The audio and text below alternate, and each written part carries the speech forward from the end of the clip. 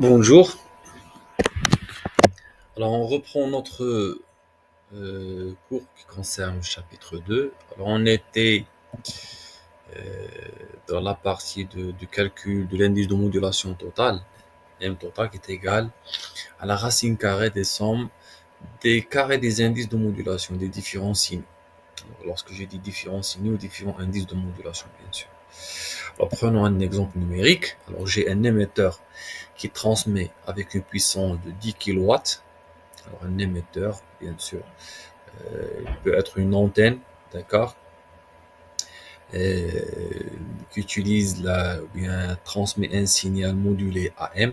Alors, il utilise une puissance de 10 kilowatts lorsque la seule porteuse est émise, c'est-à-dire sans modulation. Au départ, la puissance d'émission, c'est 10 kg. D'accord. Et avec une puissance de 12,2, plutôt 11,2 kilowatts, lorsqu'une première composante d'indice M1 module la porteuse. J'ai le premier signal modulant, d'accord, qui va moduler notre porteuse, d'accord. Donc, on aura un indice de modulation M1. Donc, la puissance va changer. Donc, il a passé de 10 à 11,2. On module cette porteuse avec une deuxième composante d'indice de modulation M2. Donc, M2 qui est égal à 0,6. En plus de la première, bien sûr. Donc finalement, j'aurai deux signaux modulants qui modulent notre porteuse, d'accord, en même temps. Donc le premier signal, il module notre porteuse. Donc on aura une porteuse qui est modifiée suivant le rythme du signal modulant 1. Donc ce signal-là résultant, on va le moduler aussi par euh, un deuxième signal modulant, d'accord, d'indice de modulation M2. Alors, à partir de ces données, calculer la puissance totale de transmission, la puissance totale, d'accord, PT, à quoi est égal dans ce cas, lorsqu'on utilise deux signaux modulants. Alors, on utilise notre relation, d'accord, qu'on a déjà étudiée. Alors, P total est égal à la puissance de la porteuse, facteur de 1 plus l'indice de modulation au carré divisé par 2, puisque ici j'ai PT, donc je vais utiliser MT, d'accord. C'est l'indice de modulation totale. Alors, on sait bien que l'indice de modulation totale, c'est la racine carrée de m au carré plus m2 au carré, puisque j'ai deux signes. D'accord, c'est la somme des carrés. Alors déjà, j'ai m2, mais il me faut m1. D'accord, donc il me faut m1. Donc il faut calculer m1. Donc m1, je peux le calculer en utilisant la même relation, sauf que ici, je ne vais pas utiliser pt, mais pt1, c'est-à-dire la puissance totale lorsque j'ai utilisé juste le premier signal modulant. PT1 est égal à PP. PP, c'est la même porteuse, d'accord? La porteuse ne change pas. Alors, PT1 est égal à PP. Alors, puisque ça concerne le signal 1, je vais utiliser M1. Donc, je peux tirer M1 de cette expression. D'accord? Je remplace de PT1 par 11,2. 11,2. D'accord? Et 11,2 lorsque j'ai utilisé le premier signal module. D'accord? Alors, 11,2 divisé par pp, c'est la puissance de la porteuse. Je trouve 0,48. Donc ça, c'est M1. Alors, pour trouver M total, je vais remplacer M1 par 0,48 et M2 par 0,6. N'est-ce pas? Donc, c'est la somme des carrés des deux indices de modulation, c'est 0,76. Donc, PT, ou bien la puissance totale, c'est PP, c'est 10, facteur de 1 plus 0, 76, d'accord, au carré divisé par 2, d'accord.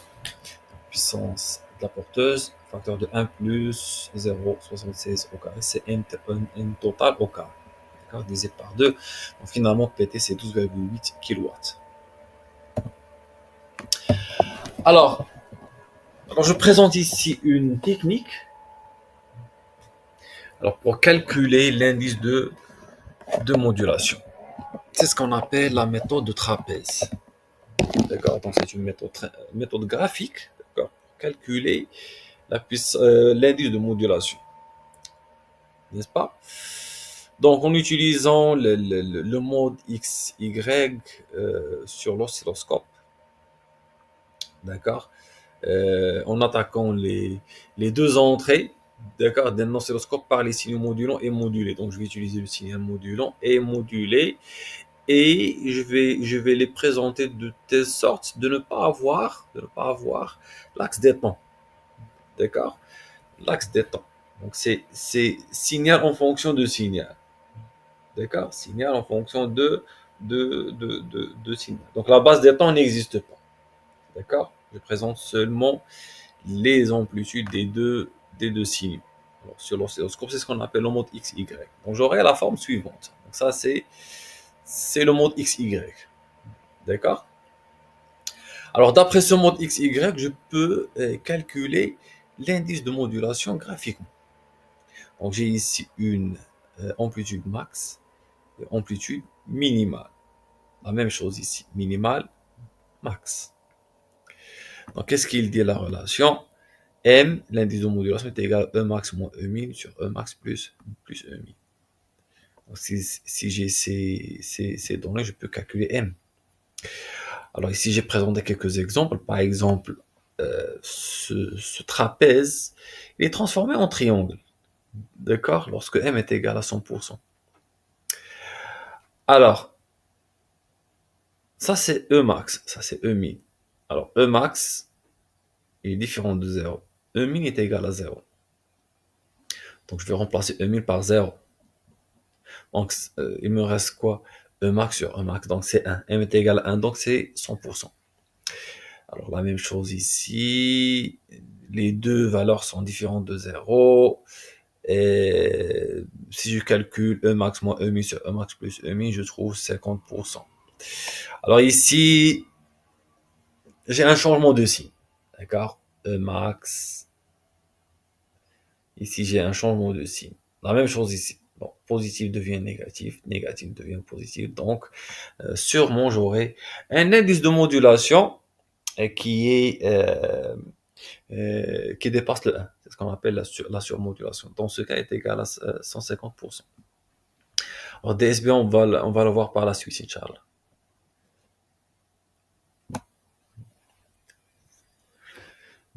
Alors, modulation DSB, c'est un type de modulation de la modulation AM. D'accord? Alors, modulation DSB, donc il existe plusieurs types, à savoir DSB, SSB et VSB. On va traiter maintenant la modulation DSB. C'est un terme en anglais, d'accord? Double sideband. En français, c'est la bande latérale double. D'accord? Bande latérale double. Ça veut dire quoi? Alors, bande latérale double, donc je vais transmettre les deux bandes latérales sans porteuse. D'accord? Sans porteuse. Normalement, le signal modulé AM, son spectre est constitué de trois composantes. La porteuse et deux bandes latérales. D'accord? C'est ce que je vais transmettre. Alors, en DSB, on va transmettre juste les deux bandes latérales sans porteuse. D'accord? Donc, le signal émis, je peux l'écrire sous la forme suivante. Donc, MAP sur 2 cos oméga P plus oméga MT plus MAP sur 2 cos oméga P moins oméga MT sans porteuse. Juste les deux bandes latérales. La première située en oméga P plus oméga M et l'autre en oméga P moins oméga M. La composante qui se situe euh, à oméga P n'existe pas. D'accord? Voici un exemple. Alors ici, j'ai les deux bandes latérales, supérieure et inférieure, pas de composante porteuse. C'est bon? On a transmis juste les deux bandes latérales. Alors, quels sont les avantages? Alors, pourquoi je vais transmettre ce signal, bien, notre signal modulé, sans porteuse? D'accord? Est-ce qu'il ne va pas affecter la qualité de notre information, de notre signal? Donc, au maximum, la porteuse transporte les 2 tiers, alors, d'après ce qu'on a vu déjà. Donc, la porteuse transporte les 2 tiers de la puissance totale. Alors, qu'est-ce qu'il reste pour les deux bandes latérales? Un tiers, n'est-ce pas? Donc, un tiers, euh, il est plus petit que 2 tiers. Et notez bien que la porteuse, bien l'amplitude de la porteuse, bien de la composante centrale, son amplitude ne dépend pas du signal modulant. Il dépend seulement de la porteuse. Et la porteuse, elle n'est pas porteuse d'informations. C'est juste un outil, d'accord, pour assurer une modulation. Donc, si on supprime la porteuse, ça pose pas de problème. Dans quel cas on aura un problème? C'est lorsque l'amplitude dépend du signal modulant, dépend de l'information utile. La porteuse n'est pas une information utile, d'accord? Donc je peux la supprimer. Et dans ce sens, on évite le gaspillage d'énergie, d'accord? Le fait de transporter 2 tiers, d'accord? C'est énorme par rapport à 1/3. Alors je vais transporter juste 1/3, d'accord? De la puissance. Alors, de plus, des informations utiles à la réception, qui sont les fréquences et les amplitudes des ondes modulantes, ne sont contenues que dans les bandes latérales. Ce que je viens d'expliquer maintenant. Ce qui est intéressant, c'est ce qui se trouve dans les deux bandes latérales. Pour la porteuse, c'est pas important. D'accord? Alors, d'après l'expression, je peux dire que est-ce que ça concerne une modulation avec porteuse ou bien sans porteuse? Alors, si je trouve ici le 1, donc c'est une modulation AM avec porteuse. S'il n'y a pas de 1, c'est une DSB. D'accord? Ou bien modulation d'amplitude sans porteuse, DSB qui transmet juste les deux bandes latérales. Voici un autre exemple. Ici, j'ai mon signal modulant basse fréquence. Sa fréquence est F. Deuxième signal, c'est une porteuse. D'accord? C'est une porteuse. Sa fréquence est FP. Troisième signal, c'est notre signal modulant, plutôt modulé. D'accord? C'est DSB. Plutôt lorsque M est égal à 150, c'est-à-dire lorsque l'amplitude du signal modulé à M change de signe. D'accord? Positif devient négatif et négatif devient positif. Donc, dans notre cas ici, dans cet exemple, M est égal à 150, donc elle dépasse déjà 100%.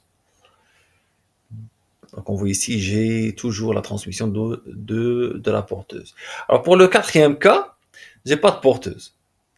D'accord? Juste les composantes latérales, hein. D'accord? C'est notre signal DSB. Donc il prend la forme suivante. Son spectre, il est sans porteuse. Alors la puissance qui nous concerne se trouve dans les deux bandes latérales. Alors, cas d'un signal quelconque, si le signal modulant n'est pas sinusoïdal. Donc, je peux écrire SDSB de t est égal à APSMT cos de pi FPT. N'est-ce pas? Bien sûr, sans le 1. Le 1 n'existe pas. Le terme 1, ça veut dire que s'il n'existe pas, donc c'est une transmission sans porteuse. Alors, SMT, c'est notre signal de largeur de bande W. Si on calcule sa puissance, on va trouver AP au carré sur 2PM. D'accord? PM, c'est la puissance de notre signal modulant. AP, c'est l'amplitude de la porteuse. Alors, pour le spectre, c'est AP sur 2, facteur de SMF moins FP, SMF plus FP. D'accord? Il n'est plus des impulsions de Dirac, d'accord? Puisque ce n'est pas un signal sinusoïdal. D'accord? Ce n'est pas un cosinus ou bien sinus, c'est un signal quelconque. Donc il peut avoir une largeur de bande. D'accord? Il peut avoir une largeur de bande. Alors lorsque je dis largeur de bande, un ensemble de fréquences avec une fréquence maximale. Donc la première située à F moins Fp, la deuxième à F plus Fp. D'accord? Alors, largeur de bande, toujours c'est 2W. D'accord? 2W, c'est-à-dire la fréquence maximale moins la fréquence minimale. D'accord? Donc si j'ai la première fréquence à droite plus W, à gauche moins W. D'accord? Donc la différence c'est W moins W. C'est W plus W, c'est 2W. N'est-ce pas? Alors, voici un autre exemple. Donc j'ai un signal quelconque, alors qui possède une largeur de bande W ou bien Fmax. Alors largeur de bande W qui contient un ensemble de fréquences, la fréquence maximale c'est Fmax. Donc ici c'est Fmax. Alors comme signal modulé DSB, il n'y a pas de porteuse, d'accord, juste les deux bandes latérales. Alors la première située à F plus Fmax, la deuxième à F moins Fmax. Donc la largeur c'est 2 fois Fmax. On fait la différence entre la fréquence maximale et la fréquence minimale. Alors ici la fréquence minimale, c'est Fp moins Fmax. Le deuxième type, c'est SSB, ou bien Single Sideband. Alors cette modulation consiste à n'émettre que la bande latérale supérieure ou bien inférieure. D'accord? Alors en français, on l'appelle bande latérale unique. Alors notez bien, on n'aura pas besoin d'envoyer la porteuse. Et puisque les deux bandes latérales, ils sont identiques, que ce soit LSB ou bien USB, ils sont identiques, d'accord? Donc ils ont la même amplitude, ils ont la même puissance. Donc il suffit de transmettre une seule, puisqu'ils se répètent. Donc on peut transmettre une seule, d'accord? L'information que je vais supprimer, par exemple, au niveau du USB, je vais la conserver au niveau de LSB, d'accord? Donc, les deux bandes latérales sont identiques et contiennent toutes les deux mêmes informations utiles, fréquence et amplitude des signaux modulants. Donc, ils sont en fonction du signal modulant. Un seul de ces deux canaux est suffisant pour reconstituer le message à transmettre, puisque j'ai toutes les informations contenues dans l'une des deux bandes latérales. Donc, une seule suffira. Et bien sûr, on va économiser de l'énergie, d'accord, de la puissance pour la transmission, au niveau de la transmission. Alors, voici un exemple. Alors, signal modulant, porteuse. Et voilà, ces deux signaux. Alors, le premier, c'est un signal SSB. Voilà, SSB, bande latérale inférieure, et SSB, bande latérale supérieure. Soit je transmets LSB, ou bien je transmets USB.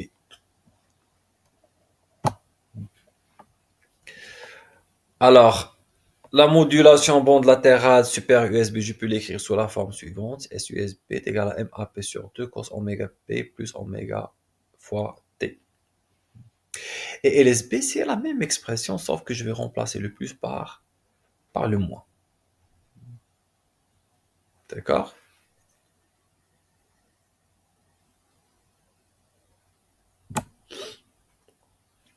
Alors, la représentation générale, alors pour ne pas dire que si USB, je peux l'écrire comme ça, si LSB, je vais l'écrire comme ça, donc je peux utiliser une expression générale, d'accord? SSB, le signal SSBT est égal à AP sur 2, M de T. M de T, c'est notre signal modulant. Cos de pi FPT, c'est la fréquence de la porteuse. Plus ou moins, ça dépend, est-ce que c'est SSB ou est-ce que c'est USB ou bien LSB. AP sur 2, M chapeau de T. D'accord, je vais dire que par la suite, c'est quoi M chapeau de T fois sinus de pi FPT, c'est la fréquence de la porteuse. Alors, M chapeau de T, c'est la transformation d'Hilbert de M de T, tel que M chapeau de T, c'est M de T convolution 1 sur pi T. C'est une transformation, ce qu'on appelle transformée d'Hilbert. Et son spectre, ici il manque le symbole égal, donc égal moins J sin F MF, et sin c'est la fonction sin, d'accord? Fonction sin F fois MF, MF c'est le spectre de M de T, d'accord?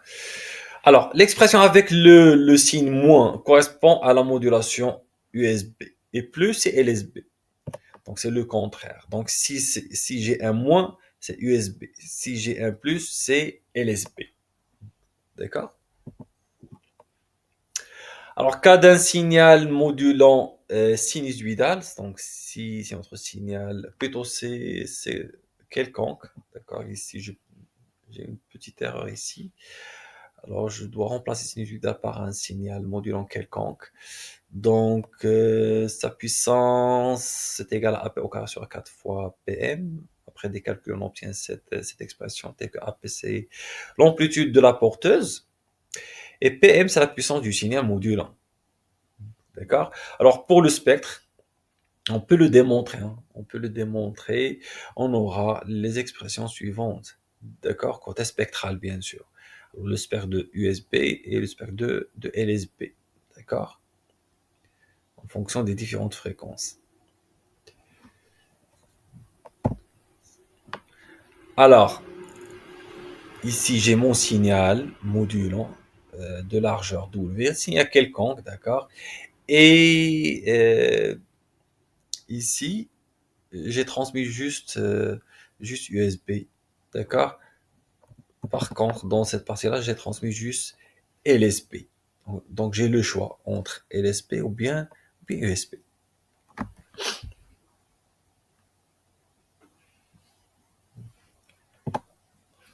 Alors, pour la modulation VSB, donc la modulation VSB, ou bien c'est ce qu'on appelle la modulation latérale résiduelle, euh, vestigial sideband. Donc, c'est une technique de modulation utilisée principalement dans les transmissions visuelles ou bien télévisuelles, notamment dans les bandes VHF et UHF. Alors, il est caractérisé par une réduction de la bande passante, qu'on voit ici. C'est une réduction. On ne parle pas de toute la bande, c'est-à-dire FP plus Fmax et moins FP moins Fmax. Juste une partie, d'accord?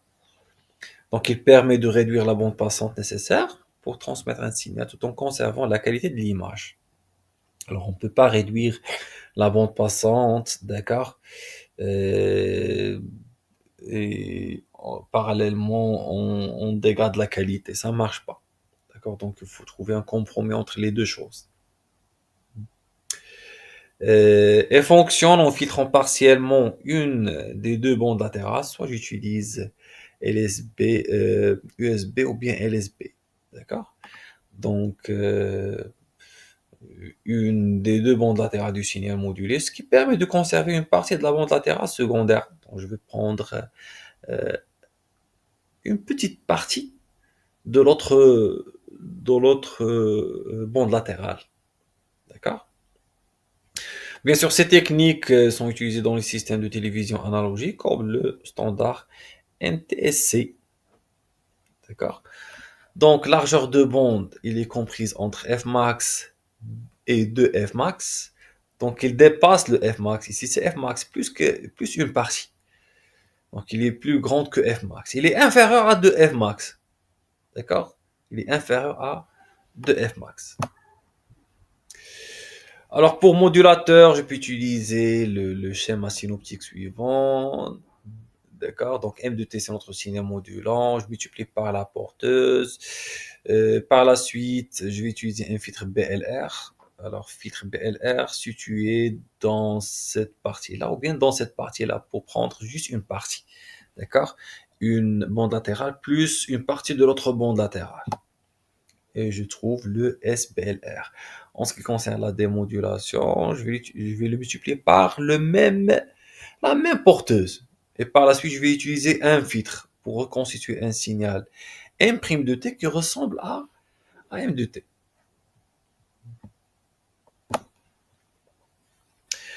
Donc, si on résume un peu les choses, donc les avantages de la SSB.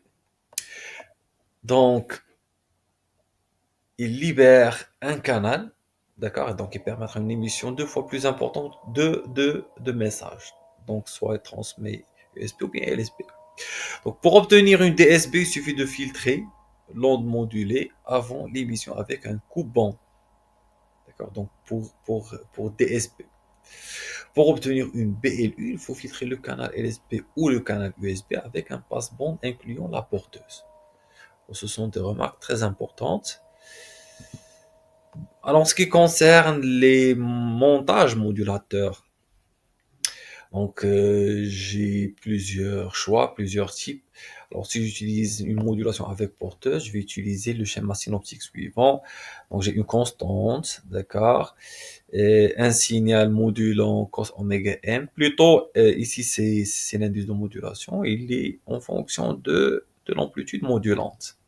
D'accord? C'est AM. K fois AM. Donc, K fois AM, c'est l'indice de modulation. Donc ici, à l'intérieur, je trouve l'amplitude du signal modulant. J'applique la sommation. Donc c'est 1 plus M cos oméga MT multiplié par une porteuse. Donc j'aurai l'expression générale d'un signal modulé AM avec porteuse, bien sûr, en utilisant un multiplieur. Alors, sans porteuse, je ne vais pas utiliser le terme 1, d'accord, la constante 1. Donc, tout simplement AP cos oméga PT fois AM cos oméga MT.